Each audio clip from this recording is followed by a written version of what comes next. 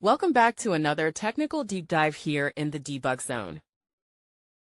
Today, we're tackling a big question and breaking it down with insights from other users. Hopefully, this clears up some misconceptions and helps you get the answer you need. So, buckle up, stay a little curious, and let's jump right in.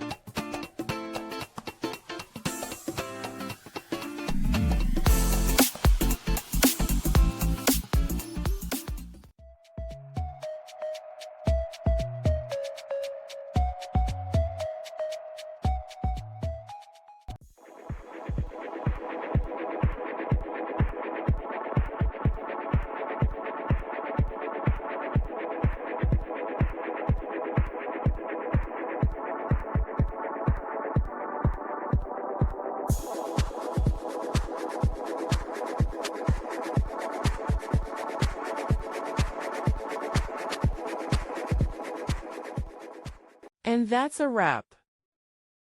I hope you found the answer you were looking for. If you did, take a second to hit that subscribe button. It really helps out.